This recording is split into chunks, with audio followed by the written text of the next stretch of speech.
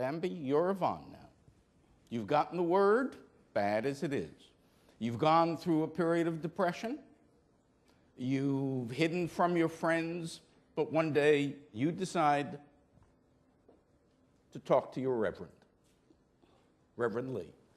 Pastor, I've been going through something for some time now, and I haven't told anybody. And I'm coming to you because I believe that I can trust you. I went into the hospital about 8 months ago because my ankle was messed up. Mm-hmm. And the doctor asked me to sign some papers, but he also asked me, did I want a test for HIV? And he told me I have it. I haven't told my husband. I've been avoiding him. He keeps wanting to have sex with me, and he's really getting angry. I haven't told my children. I haven't told anyone. And I don't know what I'm going to do. Sister Yvonne, I'm grateful and honored as your pastor that you would feel this is a safe space to be able to come and share as you've shared with nobody else. And one of the first things I want you to understand is that I believe that we can make it through this together, through the power of God. I believe through prayer, as well as through getting you connected to the right services, that you can live with this a long, long time. And so I'd ask you if we could have a word of prayer. And then after we had a word of prayer, then we'd start to talk, and I'd ask you about, do you have health insurance? Do you have a regular doctor that you go see? I go to the health center. Okay, okay. Have you got insurance? No. Sister Yvonne, for us to help you along this journey, we need to be able to make sure, one, that we're getting you healthy and you're getting the kind of care that you need. I can't be doing that now. I can't go yet because my husband, I ain't told him yet. And if I start going to the doctor and they give me some medicine, I have to figure out how I'm going to pay for it. I have to figure out where I'm going to put it. I ain't ready to tell him yet. I don't know what to tell him. I don't know where I got it. And I know it's overwhelming. And I'm not going to sit here and act like it's not an overwhelming situation. But there are a couple of concerns I have for you. One is that we do have to, at some point, help you navigate what it's going to be like to share it with your husband. But two, as your pastor, we do need to navigate how to keep you well and how to get you the kinds of services. We do have a case management ministry here, and I'm not saying that we have all the answers. I'm saying we'll struggle with you in this to get you all that you can get so we can walk along the journey with you. And get this mic straight. Well, while they're getting the mic straight, she's my parishioner too. No, I'm sorry this is your situation, but I want to know what you've been doing in your life, that would lead you down this road, this sinful road with AIDS. That's, we need to deal with that, and you need to tell your husband because he's the head of the household. She don't work at my church. It's a different church. And if she did, she don't work there no more. But when we start talking about the black church, let me throw in a fact that has not been spoken about. Yvonne, married for 15, 16 years, has led a monogamous life. Well, then he got a problem. I'm going straight home, and I'm taking him in to get tested. Plain and simple. I know what I did. Let me put that on hold. That is you and Roger. And then you call 911. Call the victims unit. Call special victims unit. I'm only joking. This encounter, this interaction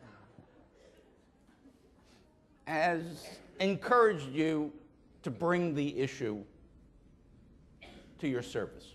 Mm-hmm. Yvonne is there. Roger is there.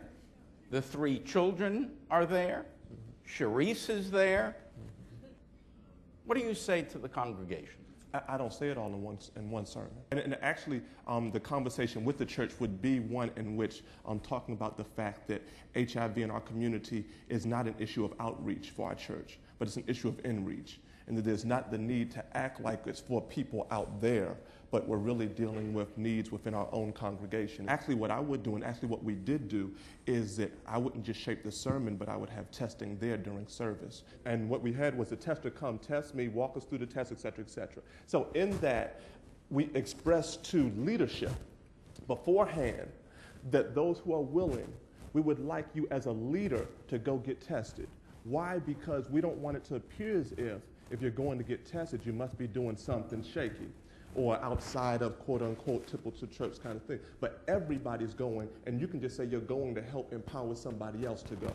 And so then what happens is, who wants to go get tested, stand up. This is a part of worship. This is a part of an expressing a concern to God through our bodies and taking care of our bodies. And so everyone, please help us. If you're old, if you're young, whatever age you are, help us to help somebody else in here who needs it.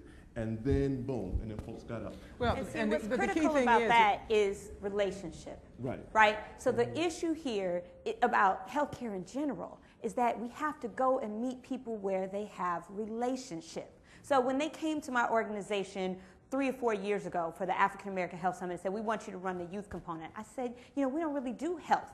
And they said, that's okay. We do health. You have the relationships with the young people. That's what we want.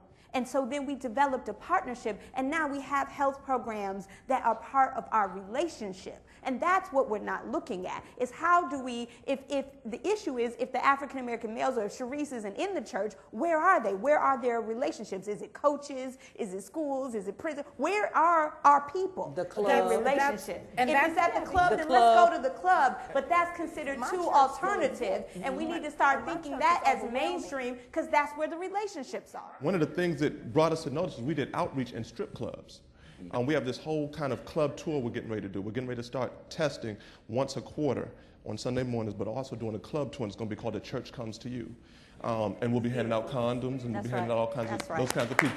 So it's a need, but all that is the church doing the ministry of Jesus. But Reverend has an incredibly progressive church. Thank you. It's my church. I'm a founder. That's why. Because I think one of the challenges in the black community around the faith-based community is that even though you may have the Reverend Lees of the world who are doing some very progressive things, overwhelmingly my experience has been with the black church is that it's a very conservative body, that oftentimes black ministers do more damage in their sermons than they do anything positive in terms of driving people to take care of themselves, their wellness. But we have And to create. But I think it you've got also a young leads to that generation of stigma. preachers coming up. But the black Baby, I that go to one can of those be churches in Chicago, extremely, sweetheart. I go to significant. one of those churches where previously unchurched African Americans come as you are, mega church, and the issue is still Mega not church. being addressed. And so the fact of the matter is we got to go back into this idea about relationships. What's the common denominator where we can meet those black churches and begin to build relationships? Phil has done a lot of that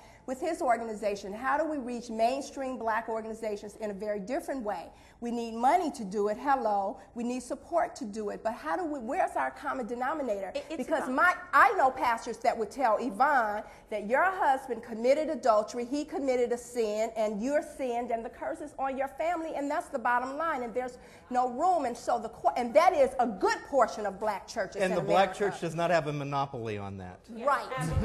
There are a lot of So churches where do all We around. absolutely don't. We What's the absolutely don't. But our common numbers are. We do have a monopoly on some numbers right now. But there's just as many people who just don't know how to address it. If you go to my minister, she's going to want to hear about what you're doing, and she may not be doing it now, but she wants to do something, just may doesn't create know what ideas. to do. Every black pastor will say at the common denominator that I'm concerned about my parishioners. That's right. And so when we do the work, we have to say, what's the common denominator where we can meet? It may not be on all the issues. The pastor may never be as progressive as you are on some of the issues, but what's the one common denominator where we can meet and build relationships? It has been my experience where we're talking about progressive ministers or conservative ministers. For folks of us who do this work, we think everybody knows about HIV and AIDS and the disproportionate impact that's happening on black people with it. Yvonne, Roger tested positive, and he's out of the house. Now, Sharice, You've heard all this. You were in church. You heard. Amazing. Pastor. You want to bring it to school? The message? Yeah. Pastor can come to school and talk about it because I happen to have, he's kind of cool. I mean, if we were having something, if the school was already having something, then yeah, I'd like my pastor to come. You want to go to the school? Of course. You want to talk to the principal? I want to go just because she said I was cool. Should they go to the school, right? If Well, it's the an principal's abstinence going to based say, school. why am I going to mix up religion and education? The principal I've won't. got enough problem here the managing principal this won't. place. No. I've done this all over the nation. I've done this all over the nation. About AIDS. My issue in going to the school is not to preach Jesus. My issue in going to the school is to say, I'm coming to talk about HIV prevention, or I'm talking about leadership development. I give the principal buzzwords, substance abuse prevention. If I give the principal those buzzwords, I can go in. I don't have to tell them. I don't have to talk about my religious perspective. Oh, wait a second, Reverend. The reality is, it's not in the Ray's South got a you good point. Ray's got a good point. You're going to get kickback. This is a school.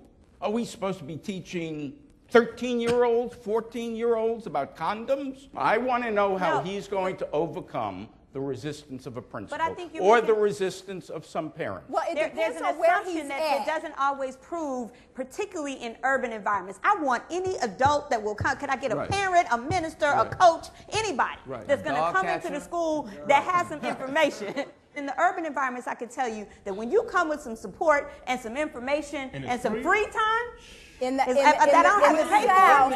South. Wait, let me just make this point about right, schools. I said it's not that maybe in in the South it's not. Most schools who receive state money are abstinence-based only education. And so, for example, I go to Huntsville to speak every year. My soror who brought me was paying the ticket, but none of the schools would let me come speak because they're abstinence-only schools. And so you can't even get in the door of the schools where the majority of black folks live. So when you talk about the church, it keeps coming up because that's one of the few places in the community where you can get to a group of young people in a way that is impactful. It's back to what Phil was saying. We have to create it in the black community. We have to create a new system where we're looking for the Marines. Because it's not just the young black pastors. There's some older black pastors who are tired of burying folks, who are tired of lying at funerals because it was cancer and heart disease and everything unknown to mankind, but it was AIDS, it was HIV disease, and they're there. We have to find them. If you take it to them and they got the vision, they're going to move it. And not only will they move it within the community, they're going to move it politically. Because folks that go to church vote. We need the grassroots folks to start asking the questions because they're not listening to me. But that's the key. Yeah, everybody in this panel obviously is going to agree that abstinence-based education doesn't work, and we've got to stop going down a road that we have proven over and over and over again doesn't work. But also, if you got an adult who has the knowledge and the information going to a high school, that also doesn't work. You have to look like, talk like, walk like the person you're trying to reach. So it's youth reaching youth. I think that's very correct, that we have to find ways to educate young people to be leaders and be peers in their community, and then to do peer-to-peer education, which isn't like a new concept, you know what I'm saying, but it's definitely what works the most. I think when we educate around HIV and AIDS, though, we can't sugarcoat the information, you know? We can't be afraid to tell a kid that, dude, the medical system sucks. We can't be afraid to say that it's consequence. We live in a country, right, where you can marry somebody you don't really want to marry and then divorce them. You know, you get pregnant, you know, had a baby, you know, get real fat, get it sucked out of you, you know what I'm saying? But there's certain things, there's certain things that there's undeniable consequence for. Absolutely. You don't get a redo. That you don't get a reset button. I think it has to be a life and death conversation, but I think the conversation has to leave the church building and get into the community. Absolutely. I think you have to meet young people where they are, whether it's the barbershop or the street corner, to have that conversation. Unfortunately, and the reason why I bring up the church is because the church, even if you don't attend church, there's this influence in the black church because there's the shame factor around HIV and AIDS that is significant. I lost 3 close friends to AIDS. 3 college fraternity brothers who I had no clue that they were suffering from this disease until the very end, because the shame factor was so tremendous upon them. And one of them was my closest friend. And I did not know until 2 weeks before he died that he had AIDS. And I was going to the hospital on a regular basis visiting him. And when I got news, it destroyed me, because then I started to think about, well, what did I say in all the years that I knew him that prevented him, my closest friend, from talking to me about something he was going through?